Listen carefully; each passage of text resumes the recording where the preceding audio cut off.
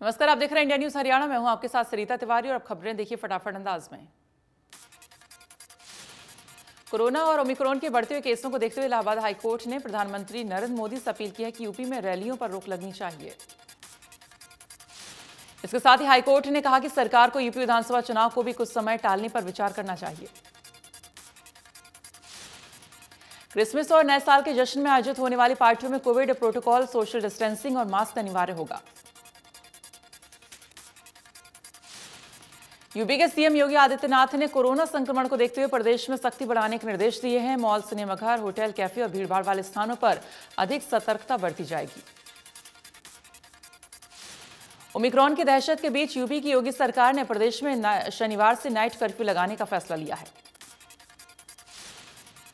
25 दिसंबर से रात 11 बजे से सुबह 5 बजे तक रात का कर्फ्यू लगाया जाएगा और इसके साथ ही शादियों में 200 से ज्यादा लोगों को इजाजत नहीं।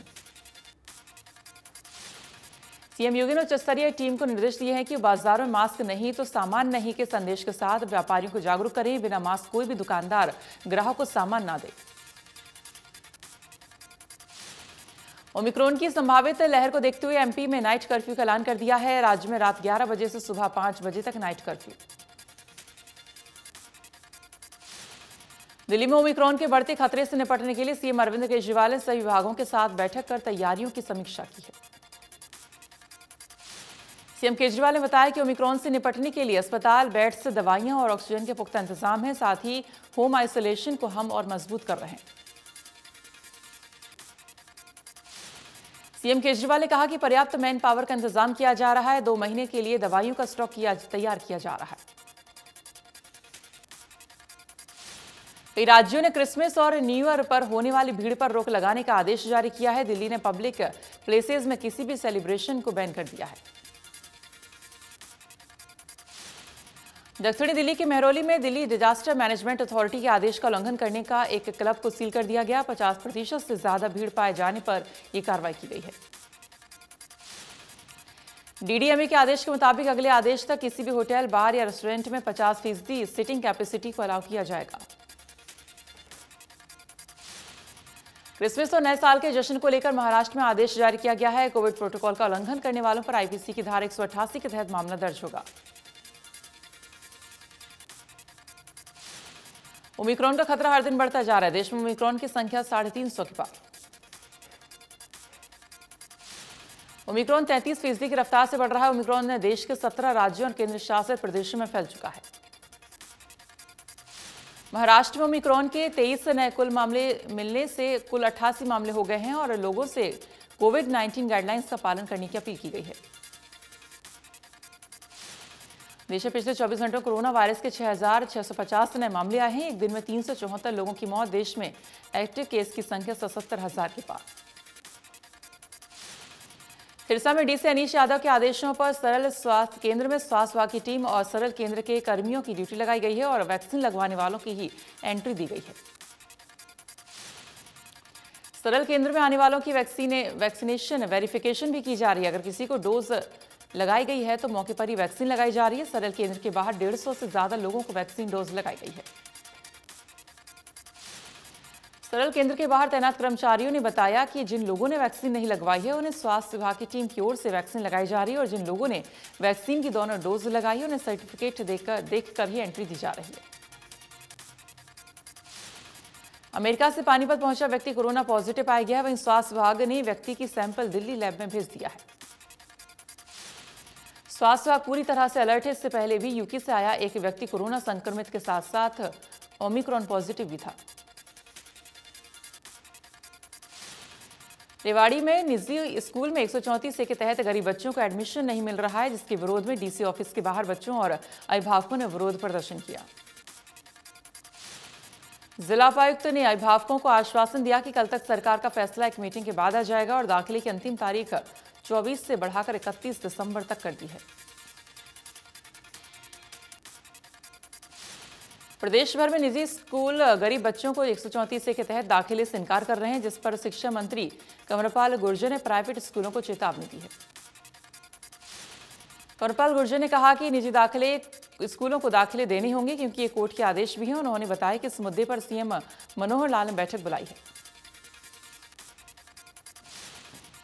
पंजाब के किसानों को चुनाव से पहले बड़ा तोहफा, मुख्यमंत्री चरणजीत सिंह चन्नी ने किसानों की कर्ज माफी की घोषणा की है। सीएम चन्नी ने कहा कि किसानों का 2 लाख रुपए तक का कर्ज माफ होगा। 10 से 15 दिनों में किसानों के खाते में राशि जमा होगी। केंद्रीय राज्य मंत्री कृष्णपाल गुर्जर ने कहा कि जल्दी फरीदाबाद की सभी सड़कों को बनाया जाएगा। कृष्णपाल गुर्जर ने सारण गांव से आईसर चौक जाने वाली सड़क का शुभारंभ किया। कृष्णपाल गुर्जर ने कहा कि पिछले 1 महीने से प्रदूषण के चलते विकास कार्यों पर रोक लगा दी गई थी, लेकिन अब विकास का पहिया चलना शुरू हो गया है। इस दौरान केंद्रीय मंत्री कृष्णपाल गुर्जर ने कांग्रेस पर हमला बोलते हुए कहा कि कांग्रेस से उन दिनों को भूल गए हैं जब जेल गए थे और आज ये लोग सुशासन की बात करते हैं, जबकि इनकी सरकारों में भ्रष्टाचार पूरी तरह से व्याप्त रहा। मैम 24 के भेड़ी सुरजन गांव में राज्यसभा सांसद रामचंद्र जांगड़ा ने लोगों की समस्याओं को सुना और जल भराव का जायजा लिया। रामचंद्र जांगड़ा ने कहा कि उनके कृषि मंत्री से बात हो गई है, जल्द ही किसानों की समस्या का समाधान करवाया जाएगा। जांगड़ा ने कहा कि पिछली फसल खराब हो गई और अगली फसल की बिजाई नहीं हो पाएगी और इसलिए दोनों फसलों का मुआवजा दिया जाएगा। पलवल में सहकारिता मंत्री डॉक्टर बनवारी लाल ने जिला लोक संपर्क एवं परिवार समिति की मासिक बैठक की है। बैठक के एजेंडे में 15 शिकायतें शामिल की गई हैं। इस मौके पर जिला उपायुक्त कृष्ण कुमार, हथीन के विधायक प्रवीण डांगर, पलवल के विधायक दीपक मंगला के साथ सभी विभागों के अधिकारी मौके पर मौजूद हैं। सिरसा में मुख्यमंत्री परिवार उत्थान योजना के तहत ब्लॉक स्तरीय अंत्योदय मेले का आयोजन किया गया है, जिसका लक्ष्य गरीब परिवारों की आय को बढ़ाना है। लोन के माध्यम से गरीब परिवारों को लाभ दिया जा रहा है। लोन लेकर गरीब परिवार खुद का व्यवसाय कर सकते हैं। पलवल में किसानों को पर्याप्त खाद नहीं मिल रही है, जिसको लेकर धतीर पुलिस चौकी में ग्रामीणों ने हंगामा किया। ग्रामीणों ने अधिकारियों पर गंभीर आरोप लगाए। ग्रामीणों ने कहा कि कर्मचारी अपने रिश्तेदारों को खाद के 20-20 कट्टे दे रहे हैं। चरखी दादरे के गांव नाधा में कृषि विभाग ने छापा मारकर एक मकान से 141 बैग यूरिया पकड़े हैं, जहां पर काफी समय से कालाबाजारी चल रही थी। इस दौरान 141 बैग यूरिया मकान में छिपा रखे थे। कृषि विभाग मामले में कार्रवाई कर रहा है। कृषि मंत्री जेपी दलाल ने यूरिया की कमी पर कहा कि यूरिया की ना कमी है और ना रहने दी जाएगी। ये विपक्ष ने कमी का भ्रम फैलाया है। उन्होंने कहा कि पिछले 4 सालों में यूरिया की औसतन खपत 6 से 6.5 लाख मीट्रिक टन की रही और इस साल 7,23,000 मीट्रिक टन हो गई है। यूरिया की ब्लैक मार्केटिंग पर जेपी दलाल ने कहा कि हमने ऐसे बहुत से दुकानदारों के लाइसेंस रद्द कर दिए हैं और केस दर्ज भी करवाए हैं। जेपी दलाल ने कहा कि किसान किसी के दबाव में ना आए और ब्लैक मार्केटिंग करने वालों की शिकायत दें। शिकायत पर तुरंत और सख्त कार्रवाई होगी। विपक्ष द्वारा फैमिली आईडी के बहाने बुजुर्गों की पेंशन काटने का आरोप पर जेपी दलाल ने कहा कि सरकार किसी भी जरूरतमंद बुजुर्ग की पेंशन नहीं काट रही।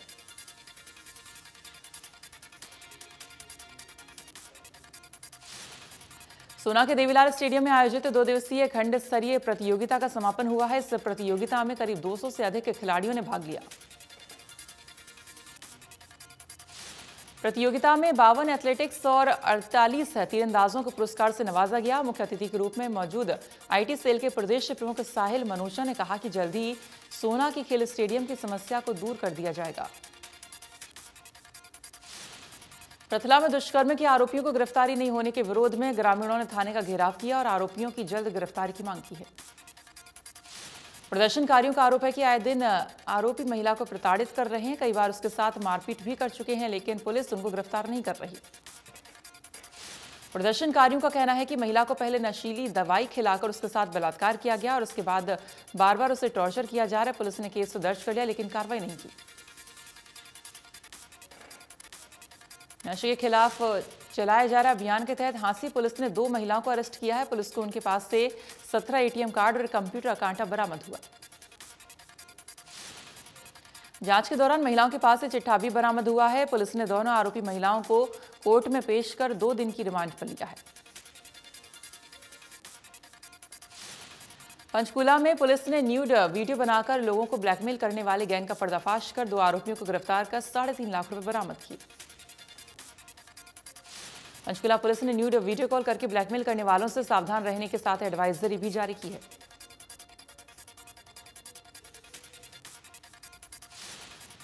पंचकुला में उद्योगपति को परिवार सहित जान से मारने की धमकी देकर 5 करोड़ की रंगदारी का मामला आया सामने। पुलिस ने उद्योगपति की शिकायत पर केस दर्ज कर जांच के बाद मामला एसएसपी अमृतसर को ट्रांसफर कर दिया है।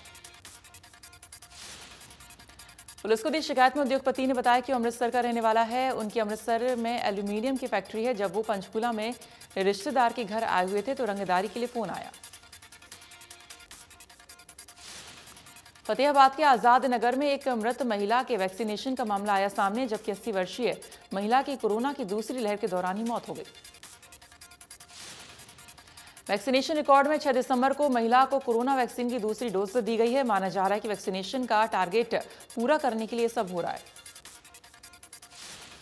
सीएमओ डॉक्टर वीरेश भूषण ने कहा कि किसी दूसरे व्यक्ति ने मृत महिला के परिवार का फोन नंबर पर खुद वैक्सीन लगवाई और ये टेक्निकल गलती हुई है। पलवल में महिला को होटल में ले जाकर नशीला पदार्थ पिलाकर सामूहिक दुष्कर्म करने का मामला है सामने। आरोप है कि महिला की अश्लील वीडियो बनाकर वायरल करने की धमकी देकर बार बार दुष्कर्म किया गया। पुलिस ने मामले में 4 लोगों के खिलाफ केस दर्ज किया है। जांच अधिकारी ने बताया कि महिला ने शिकायत में कहा कि कुछ दिनों पहले फेसबुक से उसकी पहचान एक व्यक्ति से हुई। रोहतक में लघु सचिवालय की पार्किंग में 2 कार और एक बाइक खड़ी थी, जिसमें अचानक से आग लग गई। यह सूचना मिलते ही दमकल कर्मी मौके पर पहुंचे और आग पर काबू पाया है। फिलहाल दोनों कार और बाइक जलकर खाक। पानीपत में हत्या का मामला आया सामने, जहां दोस्तों ने अपनी ही दोस्त को मौत के घाट उतार दिया। मामला पानीपत के आरके कुरुम कॉलोनी का है। परिजनों की माने तो वारदात को अंजाम देकर दोनों आरोपी फरार हो गए थे, लेकिन सुबह से ही पुलिस ने दोनों आरोपियों को काबू कर लिया। वहीं मौके पर पहुंची पुलिस ने शव को कब्जे में लेकर पोस्टमार्टम के लिए पानीपत के सिविल हॉस्पिटल में रखवाया और मामले की जांच में गहनता से जुटी। नरोदा में नारकोटिक्स विभाग ने छापेमारी करते हुए अवैध मेडिकल स्टोर से बड़ी मात्रा में दवाइयां बरामद की हैं। धर्मवीर कॉलोनी में घर में अवैध मेडिकल स्टोर चलाया जा रहा था। सूचना मिलती ही ड्रग्स विभाग और कई विभागों के अधिकारी मौके पर पहुंचे और छानबीन की और मकान से दवाइयों का स्टॉक बरामद किया। फतेहाबाद के जवाहर चौक इलाके में एक युवक ने बंद कमरे में फांसी लगाकर आत्महत्या कर ली है। फिलहाल आत्महत्या के कारणों का कोई पता नहीं चल पाया है। आसपास के लोगों ने बताया कि युवक ने कल ही कमरा किराए पर लिया था। कमरे में भी खाली शराब की बोतलें थी। घटना की सूचना मिलते ही पुलिस जांच में जुटी।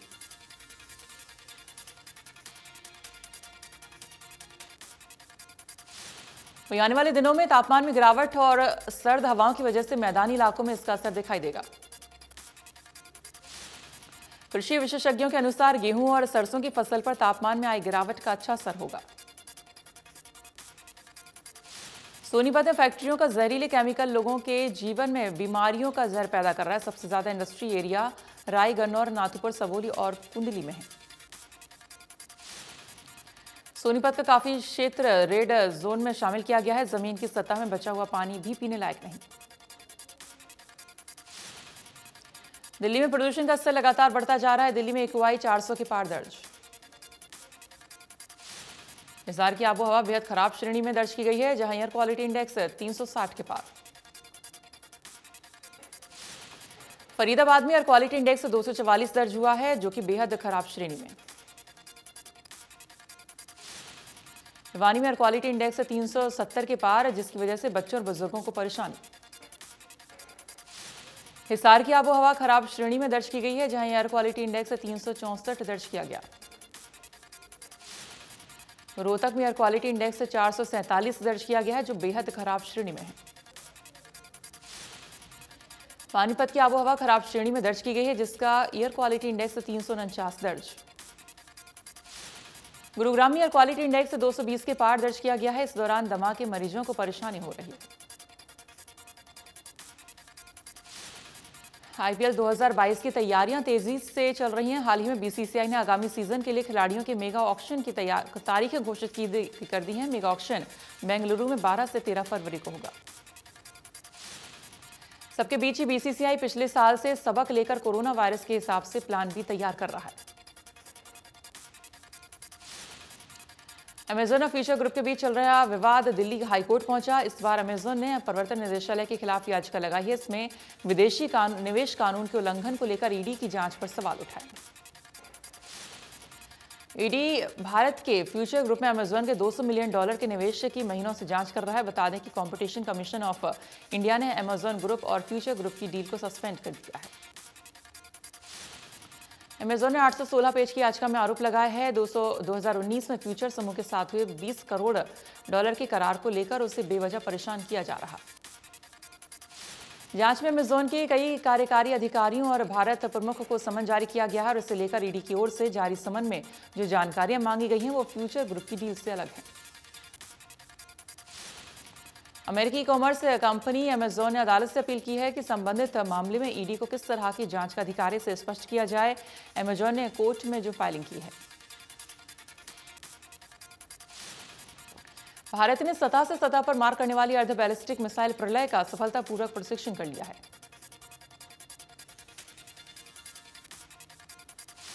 बैलिस्टिक मिसाइल प्रलय 150 से 500 किलोमीटर के बीच टारगेट को तबाह कर सकती है। सरकारी अधिकारियों ने इसकी जानकारी दी है।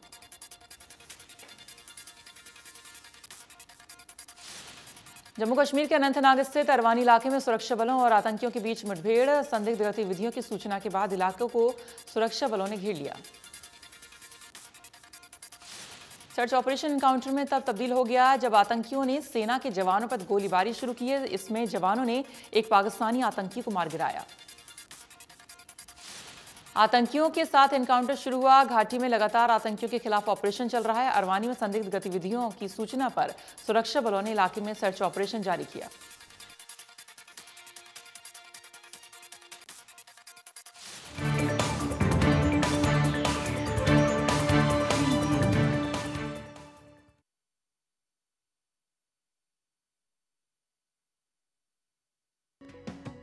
प्रेजेंटेड बाय 90 वर्षों से महिलाओं की नंबर 1 आयुर्वेदिक औषधि वेटॉनिक हेमपुष्पा।